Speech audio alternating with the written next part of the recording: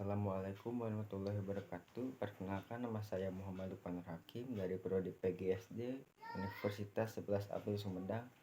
Di sini saya akan menjelaskan tentang materi ekosistem dan jaring-jaring makanan.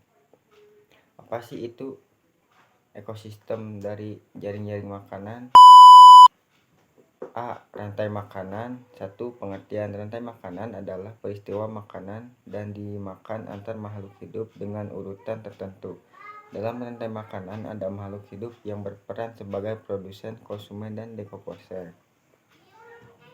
Baik dalam rantai makanan maupun jaring-jaring makanan terdapat beberapa istilah yang kita harus ketahui, yaitu A. Produsen merupakan kelompok pertama dari rantai makanan yang biasanya terdiri atas tumbuh-tumbuhan hijau yang mengkonversi sebagai energi dari matahari melalui fotosintesis, melalui molekul-molekul organik yang digunakan dalam disimpan dalam jaringannya. Pada ekosistem air, produsen utamanya adalah alga, sering dalam bentuk uniseluler yang membentuk plankton.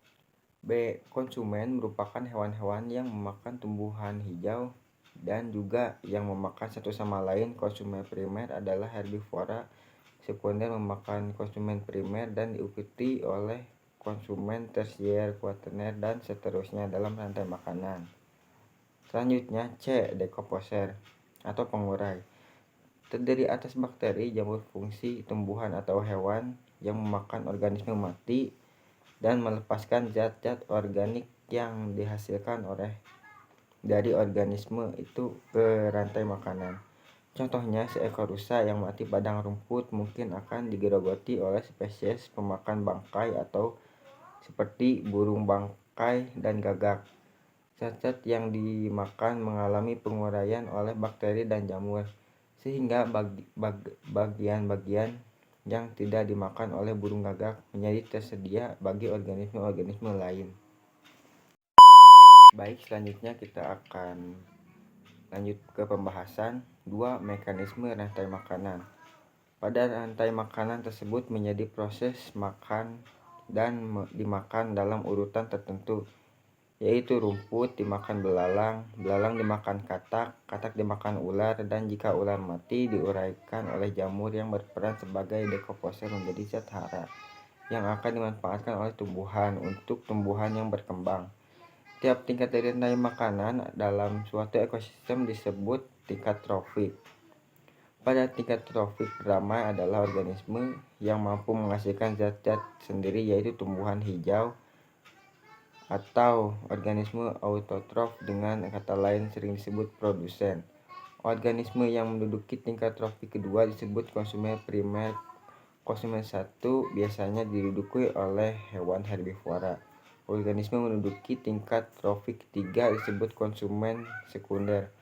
Konsumen 2 diduduki oleh hewan pemakan daging, karnivora, dan seterusnya. Organisasi yang menduduki tingkat trofik tertinggi disebut konsumen puncak. Selanjutnya, berdasarkan jenis mata rantai pertamanya, maka rantai makanan dapat dibedakan atas 2, yakni tipe rantai makanan rumput dan tipe makanan detritus. 2 jenis rantai makanan ini bisa terdapat dalam satu populasi atau beberapa populasi dalam suatu ekosistem. A. Rantai makanan perumput.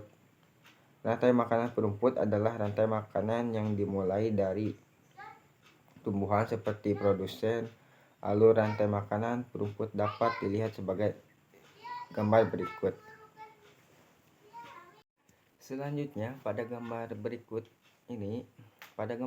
berikut diketahui bahwa rumput yang bersifat autotrof berperan sebagai produsen, kemudian dimakan oleh belalang, selanjutnya dimakan oleh kadal, dan akhirnya kadal dimakan oleh burung elang. Pada gambar tersebut, rumput sebagai produsen dimakan oleh belalang sebagai konsumen pertama. Belalang dimakan oleh katak sebagai konsumen kedua. Katak dimakan oleh ular sebagai konsumen ketiga, dan ular dimakan oleh elang sebagai konsumen keempat. Selanjutnya, jika elang mati, maka bangkainya akan dimakan oleh organisme lain dan diuraikan oleh bakteri pengurai. Selanjutnya B. Rantai makanan detritus. Detritivore adalah organisme yang memakan partikel-partikel organik atau detritus merupakan hancur jaringan hewan dan tumbuhan.